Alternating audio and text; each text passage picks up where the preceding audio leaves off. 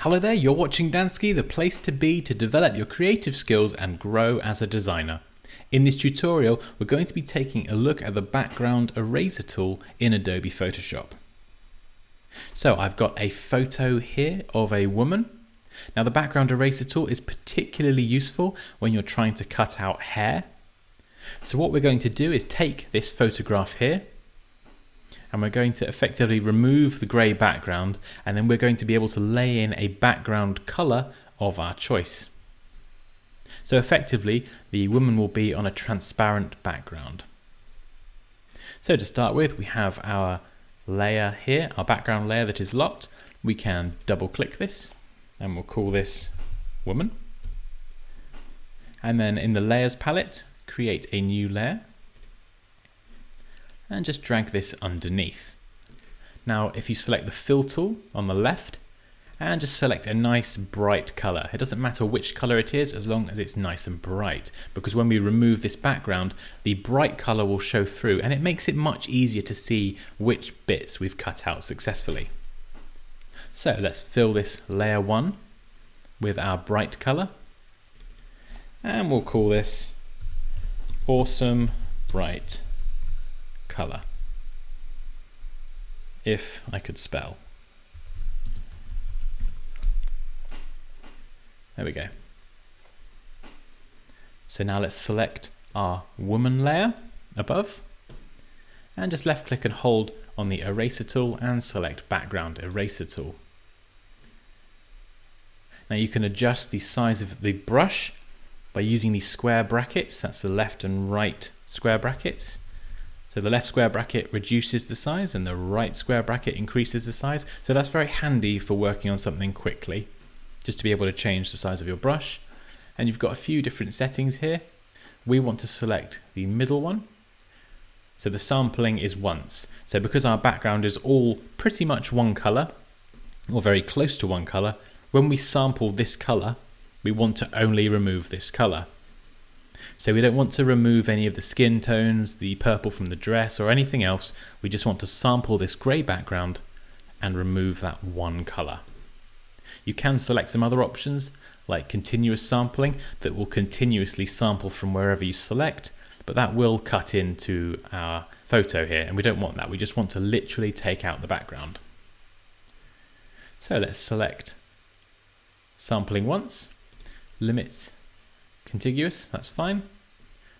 Protect foreground color, so that box is selected. The tolerance, this is one bit that may need a little bit of experimenting.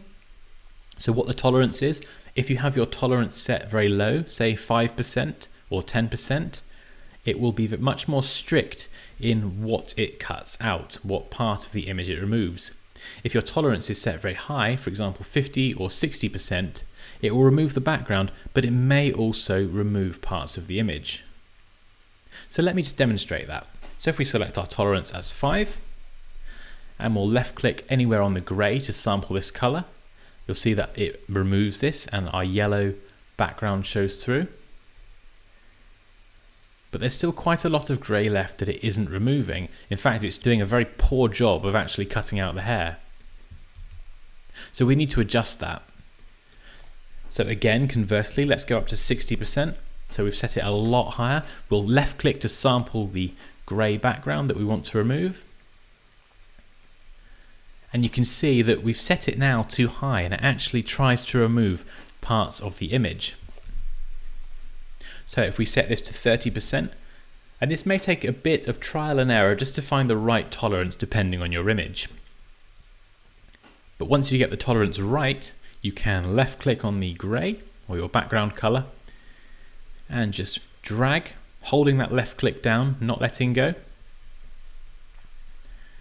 And you can drag over your image, in particular around the hair and the skin, and you'll see that it cuts it out very, very well indeed, considering I'm doing this in literally 10-20 seconds.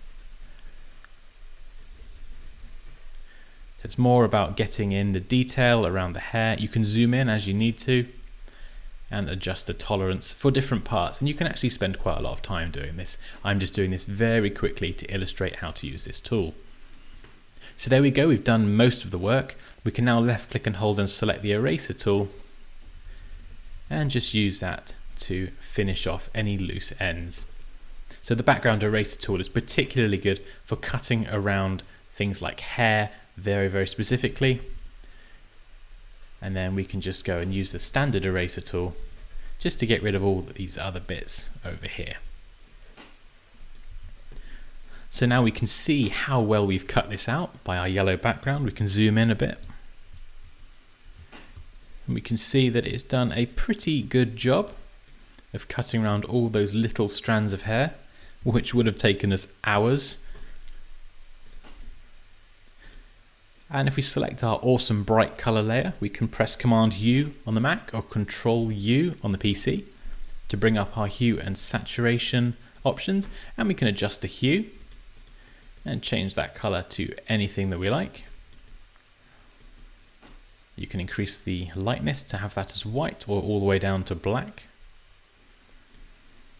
Or what you can do is simply deselect this layer, and you'll see that we now have our woman cut out on a transparent background. And we could even lay a photograph or blur a background behind there. We can do anything now that we have her on a transparent background.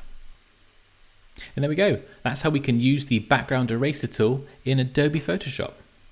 As always, guys, please feel free to leave any questions or comments below. Like this video if you enjoyed it. Take care, and I'll see you next time.